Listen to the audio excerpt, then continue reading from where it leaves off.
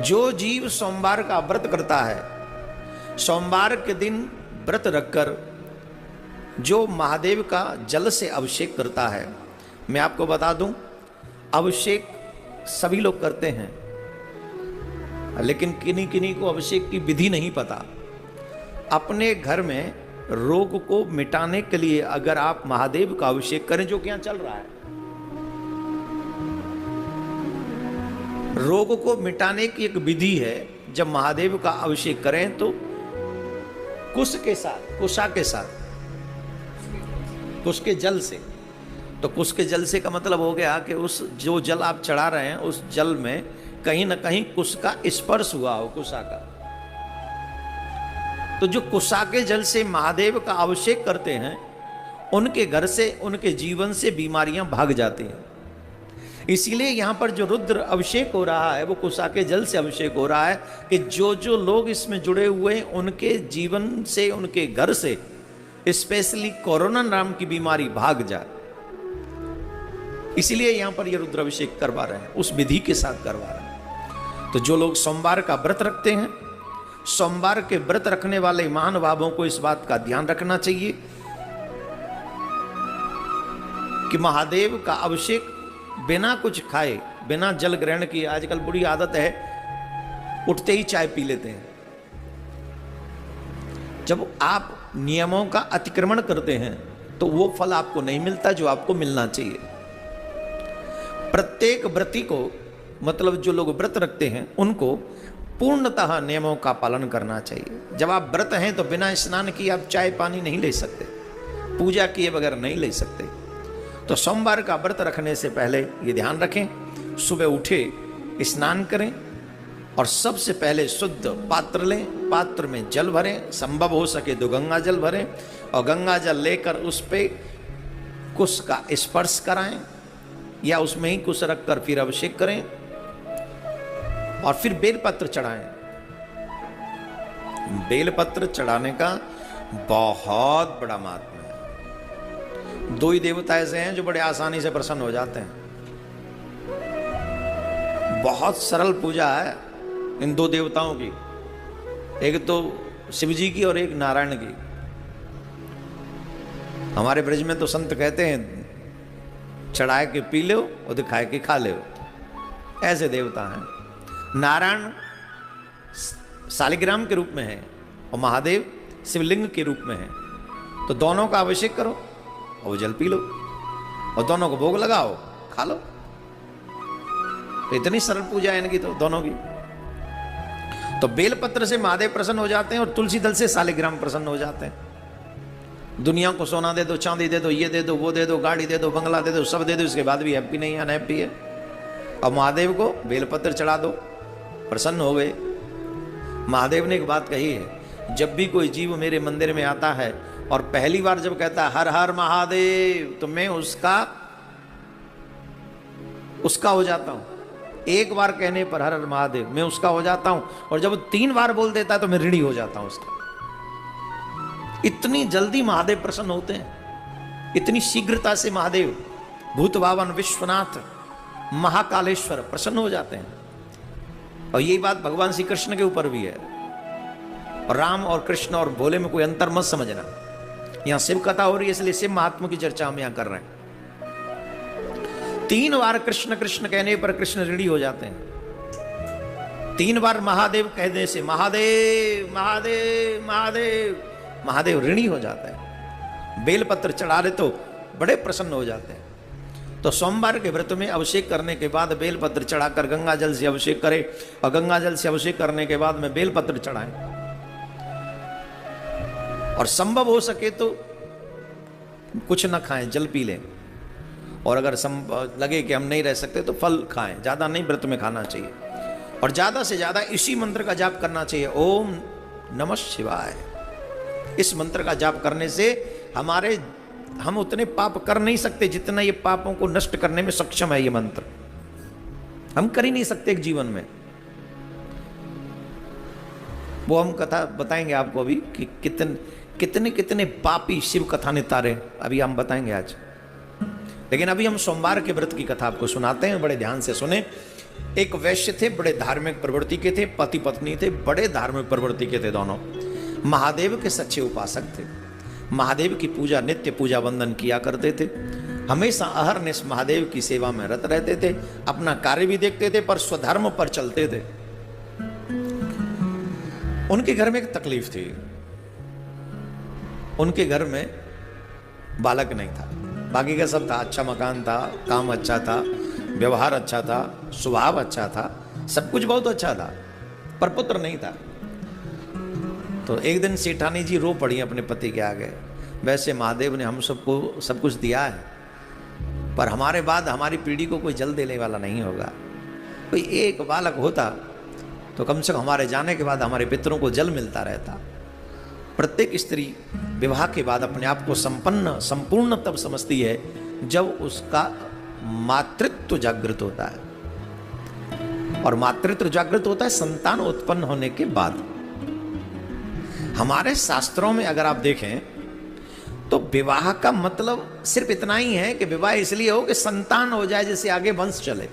इसके ज्यादा शौक मौज और पिकनिक स्पॉट के लिए विवाह नहीं है, ये घूमने फिरने या ट्रम से ये ठीक है, इट्स ओके, जो तुम चाहते हो you can do it, but विवाह होता ही है एक संतान हो जिससे सृष्टि आगे बढ़े, तुम्हारा वंश आगे बढ़े, सिर्फ इतना सा उद्देश्य है। तो सेठानी रो रही थी, तो एक दिन कहा कैसे करें, महादेव से प्रार्थना करनी चाहिए। तो महादेव के मंदिर में अभिषेक करते करते सोमवार का व्रत रखते थे, दोनों सोमवार का व्रत रखते थे। तो महादेव से प्रार्थना करी, और जब महादेव से प्रार्थना करी तो महादेव प्रकट हुए,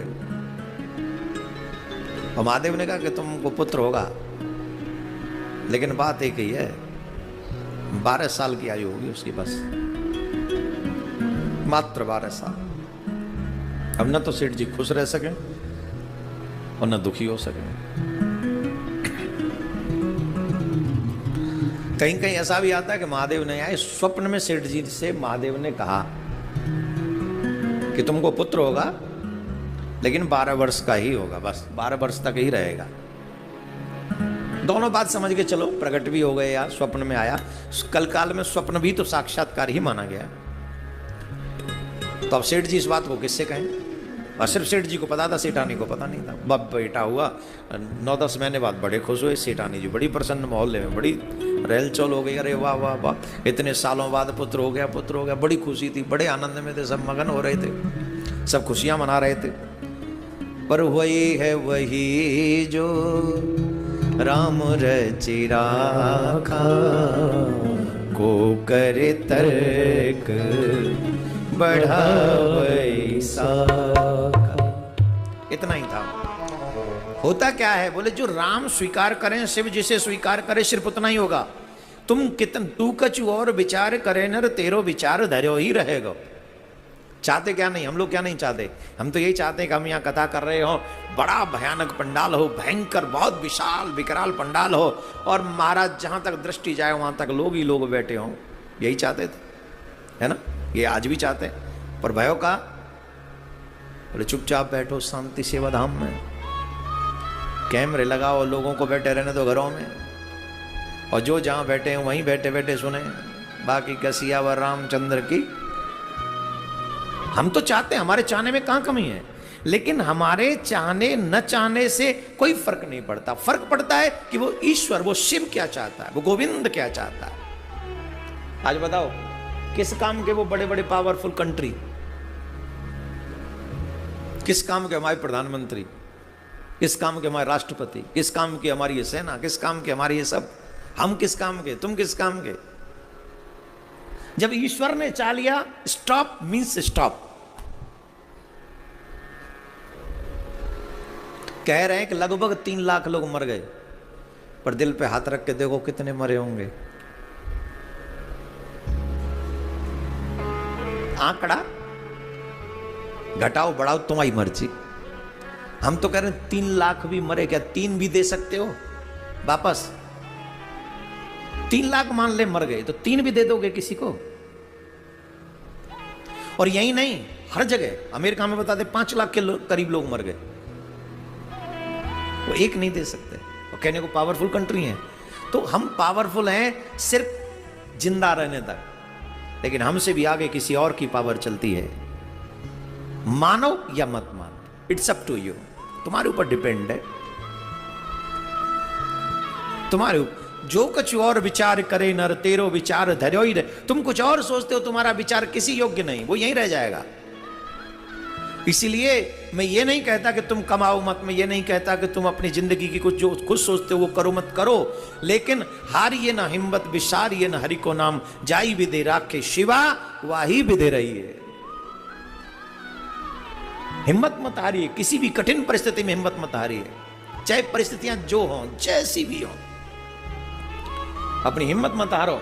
और चाहे जीवन में सब कोई हमें छोड़ के चला जाए, उस कठिन परिस्थिति में भी भगवान का नाम मत भूलो, क्योंकि तुम्हारी सबसे बड़ी दौलत भगवान का। भगवान जब चाहे बदल सकता है, कठिन परिस्थिति को भी बदल सकता है एक क्षण। इसीलिए बैठे हम यहां पर शिव कथा करने के लिए, रुद्र यज्ञ करने के लिए इसीलिए बैठे हैं, जिससे आपके घर सुरक्षित। हम प्रार्थना करेंगे दिल से। मेरे चेहरे पे देखिए बनावटी भाव नहीं है। मैं आपकी सुरक्षा दिल से चाहता हूं, आपके परिवार की सुरक्षा, आपके बच्चों की सुरक्षा, अपने देश की सुरक्षा, विश्व की मानव जाति की सुरक्षा दिल से चाहता हूं, इसलिए बैठा हूं यहां पर। और इसलिए आपसे बार बार कह रहा हूं, ओम नमः शिवाय इस मंत्र का जाप खुद करो और अपने बच्चों से करवाओ। ये आपके काम आने वाला है, ये आपके काम आने वाला है। तो मेरे प्यारे, पुत्र हुआ, बधाइयां बांटी गई, बड़ा व्यवहार हुआ, धीरे धीरे बालक बड़ा होने लगा। और जब धीरे धीरे बालक बड़ा होने लगा तो 11 साल पूरे हो गए। सेठ जी का एक काम बहुत अच्छा था, सेठ जी शिव जी के मंदिर जाना नहीं छोड़ा। सेठ जी ने सोमवार का व्रत करना नहीं छोड़ा। नहीं तो कई लोग कहते हमारी तो कल जो इच्छा थी पूरी हो गई, अब तो व्रत का क्या करना है। हर दिन शिव जी के मंदिर जाता, हर दिन। जब 11वां साल पूरा हुआ और 12वां साल लगने वाला था, तो उसने अपने साले को बुलाया, सेठ जी ने, मतलब लड़के के मामा को। लड़के के मामा को बुलाया और कहा इधर आओ, और उसे बहुत सारा पैसा दिया लड़के के मामा को, और कहा कि इस बच्चे को काशी ले जाओ। लड़का बड़ा सुंदर था, बहुत सुंदर, राजकुमार लगता था एकदम, बहुत ही ब्यूटीफुल। तो मामा से कहा कि तुम इसको अपने साथ काशी ले जाओ, काशी में रहो, जाते समय काशी में विद्या अध्ययन करवाओ, जाते समय संतों की सेवा करते जाना, भंडारा करते हो जाना, और जब तक काशी में रहो हर दिन भंडारा करना, और हर दिन संतों को बुला के भोजन करा के उनका आशीर्वाद इस बच्चे को दिलवाना। माता पिता से विदा लेकर प्रणाम करके वो बालक काशी के लिए प्रस्थान कर रहा है। मार्ग में जाता है, प्रणाम करता हुआ, भंडारा करता हुआ, मामा जैसे जैसे मामा जी कहते हैं वैसे वैसे वो प्रणाम करता हुआ बच्चा उस सत्कार्य को करता हुआ, पूजा पाठ करता हुआ, भंडारे करते हुए ऐसे आगे बढ़े। प्रिय श्रोतागण, एक जगह पर मार्ग में एक नगर पड़ा, वहां के राजा की राजकुमारी का विवाह था, और जिस राजा के बेटे के साथ उसका विवाह था, वो राजा का बेटा राजकुमार जो था वो एक अंक का था। कैसा था, क्या बोलते हैं उसको हमारे ब्रज में, कानो, कानो। अब राजा सोच रहा है कि अगर मैं काने राजकुमार को लेके जाऊंगा, राजकुमारी बड़ी सुंदर थी, तो राजा अपने बेटी का विवाह नहीं करेगा मेरे बेटे से। तो पहले कहाँ देखते थे लोगों को, फलाने राजा का बेटा, बोला हाँ कर दो, फिक्स है, ऐसे ही हो जाता था। तो उसने सोचा क्या किया जाए, तो वो साहूकार का बेटा वहां से निकला। तो राजा ने साहूकार के बेटे को पकड़ लिया और कहा सुन, तेरा विवाह कराएंगे हम। विवाह मेरा? क्यों, मैं तो पढ़ने जा रहा हूं। बोले नहीं नहीं, विवाह कराएंगे। सुन तू एक काम कर, देख मेरा बेटा है गोविंदा नमो नमः, एक आंख का है, इससे राजकुमारी विवाह नहीं करेगी, तू चल विवाह कर ले और चुपचाप चला जाइए, विवाह के बाद में फिर बहू को हम ले जाएंगे, बताना मत, और नहीं चलेगा तो तुझे मार देंगे। राजा तो राजा। तो उस साहूकार के बेटे ने उस राजकुमारी से विवाह का, वो वाकई राजकुमार सा ही लगता था, बड़ा शंकर भगवान का प्रसाद है, व्रत का प्रभाव है, सोमवार का फल है, तो सुंदर तो वो होगा ही। बड़ा सुंदर था, सब लोग बड़े खुश हुए, इतना सुंदर राजकुमार, इतना, राजकुमारी से भी आ गए, बड़ा प्रसन्न हुआ। राजकुमारी से विवाह हो गया उसका, और राजकुमारी से विवाह हो गया तो उसको पता था कि इस तरीके से तो धोखा ही है, अपने प्राण बचाने के लिए राजकुमारी से विवाह करे और ये कहीं और चली जाए। अब बोल सकता नहीं क्योंकि राजा तो छाती पे ही बैठा है, वहीं सर पे ही है। तो क्या करें, उस साहूकार के बेटे ने राजकुमारी की चुन्नी पर, उसके पल्ले पर लिख दिया, बैठे बैठे उसकी चुन्नी पर लिखता गया, मैं साहूकार का बेटा हूं, मैं राजकुमार नहीं हूं, मैं काशी पढ़ने जा रहा हूं। इस राजा ने, इसका बेटा जो है कान्हा है, पूरी लिस्ट लिख दी, जो स्टोरी थी, ब्रेकिंग न्यूज, मेरे बाद ये अपने बेटे, कान्हे बेटे के लिए तुझे ले जाएंगे, मैं तो जा रहा हूं काशी। जब फेरे वेरे के बाद में राजकुमारी गई, चुन्नी उसने देखी तो उसमें पूरा लेटर लिखा हुआ था, उसने वो पढ़ लिया, और पढ़ने के बाद में उसने अपने महाराज से, अपने पिता से कहा, तो पिताजी ने राजा को क्या बोलते हैं, बेरंग लौटा दिया कि जाओ, मेरी बेटी तुम्हारे घर नहीं जाएगी। और वो चला गया काशी अपने मामा के साथ, काशी में रहने लगे, और काशी में नित्य भंडारे की सेवा, भोजन की व्यवस्था, संतों का आदर सत्कार वहां पर होता रहा। ऐसे ही कर करके धीरे धीरे करके वो दिन भी आ गया जब 12 साल कंप्लीट होने को थे। उस दिन बहुत बड़ा यज्ञ, उससे पहले भी वहां यज्ञ कराया गया बहुत बड़ा, वो यज्ञ चल रहा था, मामा उसमें जजमान बन के बैठा हुआ था।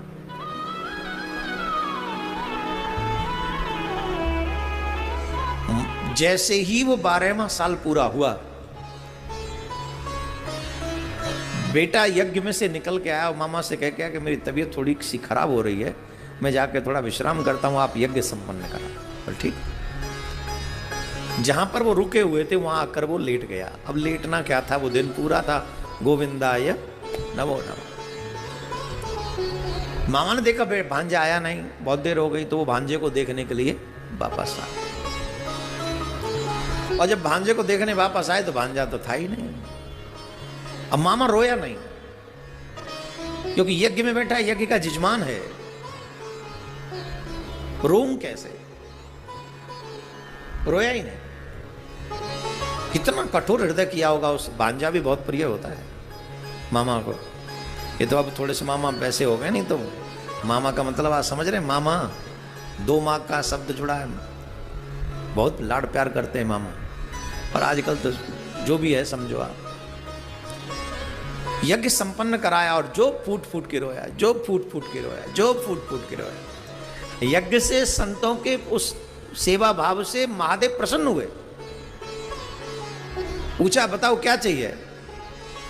माँ पार्वती ने बाबा भोलेनाथ से कहा, ये इतना छोटा सा प्यारा सा बच्चा है, इतना बड़ा इसने यज्ञ कराया है, और ये रो रहा है, ये दुखी है, क्यों? शंकर भगवान माँ पार्वती माँ के निकल रहे थे, पार्वती माँ को दया आ गई, ये क्यों रो रहा है? बोले, देवी इसको हम ही ने 12 वर्ष का आयु दिया था, अब इसके माता पिता सोमवार का व्रत करते थे तो हमसे पुत्र मांगा, हमने दे दिया, लेकिन 12 वर्ष की आयु आज उसका वो समय पूरा हो गया। बोले नहीं प्राणनाथ, ऐसा मत कीजिए, ये छोटा सा बच्चा है, मैं माँ हूं, मैं जानती हूँ उसकी माँ पे क्या बीतेगी, मैं माँ हूं, मैं जानती हूं, और इस दर्द को माँ के सिवा कोई और नहीं जान सकता है, इसलिए आपसे हाथ जोड़ के प्रार्थना कर रही हूं, मेरे कहने से इसकी आयु बढ़ा दीजिए। महादेव प्रसन्न हुए और बच्चा उठ के खड़ा हो गया और मामा का हृदय प्रफुल्लित हो गया। बोलिए भोलेनाथ भगवान की, काशी विश्वनाथ की, पार्वती मैया की। वैसे मैया ज्यादा दयालु होती हैं पिताओं से, तो महादेव से भी ज्यादा दयालु माँ पार्वती है, सच्ची बता रहा हूं। माएँ बहुत जल्दी दया कर देती हैं, बहुत अतिशीघ्र प्रसन्न हो जाती हैं। मामा बड़े प्रसन्न हुए, बोले भांजे यज्ञ पूरा हो गया, पढ़ाई पूरी हो गई, चलो वापस चलते हैं। वापस जब जा रहे थे तो उसी नगर में पहुंचे। जब वहां के निकल रहे थे तो वो देख रहा था राजकुमारी गई होगी कि यही होगी। अब विवाह हो गया था, छोटे छोटे बच्चों का भी मन तो करता ही है, चाहे विवाह के नियमों को न जाने पर बहू का नाम तो जानते ही है? 7-8 साल 9 साल 10 साल के तभी से कहते बहू बहू, जाने न ताने फिर भी बहू, और जब बड़े हो जाते तो फिर ले बहू। फिर कोरोना काल में ये सोचते हैं अब कैसे पालें बहू, अब कैसे पालें बेटे, अब कैसे पालें बच्चे हैं। पर घबराइए नहीं, जब वो समय नहीं रहा तो ये भी समय नहीं रहेगा, निकल जाएगा। जहां 4 सब्जियों से खाते थे वहां 1 से खा लो, 1 से नहीं खाते चटनी से खा लो, पर महादेव का नाम मत भूलना, अपने इष्ट का नाम मत भूलना, अपने आराध्य का नाम मत भूलना। मैं गारंटी से कहता हूं ये समय भी निकल जाएगा। राधे राधे बोलना पड़ेगा, ऐसे नहीं, जरा जोर से बोलना पड़ेगा। तो मेरे प्यारे, राजकुमारी की तरफ, महलों की तरफ देखता हुआ जा रहा था, और राजकुमारी उसी दिन से काशी से आने वाले मार्ग को देख रही थी, जाऊंगी तो उसी के साथ जाऊंगी। प्रतीक्षा करती थी कब लौटेगा, कब लौटेगा। लौटेगा तो मैं कह रहा हूं कब लौटेंगे, पति हो गए ना, कब लौटेंगे, कब लौटेंगे।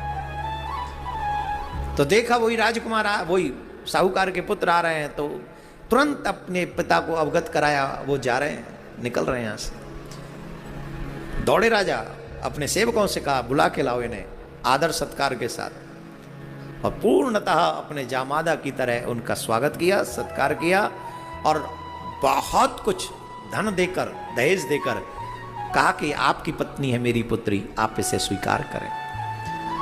बहू पाके साहूकार का बेटा भी खुश, और पति पाके राजकुमारी भी प्रसन्न हुई। विदा कराकर जा रहे थे, उधर में माता पिता सेठ जी उधर ही देख रहे थे काशी से, क्या मेरा बेटा आएगा वापस। माँ को तो पता ही नहीं था, माँ तो दूसरी कल्पना में ही थी। माँ तो सोचती थी मेरा बेटा बड़ा हो गया होगा, मेरा बेटा वैसा हो गया होगा, मेरा बेटा वैसे दिखता होगा। मैं तो पहले ही कहती थी मेरे बेटे का विवाह करा दो, वो पढ़ने चला जाता, कम से कम बहू तो मेरे साथ होती। अपने बेटे के मिलने की चाहों में दोनों माता पिता रहते थे। संयोग से काशी की तरफ से कोई आता हुआ दिखाई पड़ा, और जब आता हुआ दिखाई पड़ा तो प्रसन्नता का कोई ठिकाना ही नहीं रहा, कोई ठिकाना नहीं रहा। पर फिर भी सोचा कि मेरा ही बेटा है क्या। आके बेटे ने प्रणाम किया, भाई ने प्रणाम किया, साले ने प्रणाम किया, तो सेठ जी की बड़ी सोमवार का व्रत का फल उनको पूर्णतः कहने लगे। काशी भेजा बेटा अकेला था, पर अकेला नहीं आया, बहू के साथ आया। महादेव जब देते हैं तो उतना ही नहीं देते जितना तुम चाहते हो, महादेव उससे डबल देते हैं, और शायद कभी कभी इतना देते हैं जितना तुम मांग भी नहीं सकते, उससे ज्यादा महादेव तुमको देते हैं। नमः पार्वती पतये हर हर।